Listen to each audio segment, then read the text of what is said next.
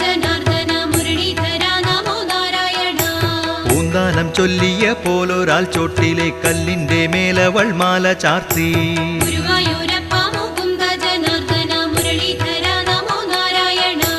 ആ മാല നിർമാല്യ നേരത്തു കണ്ടതു ഗുരുവായൂരപ്പന്റെ മാറിലല്ലോ.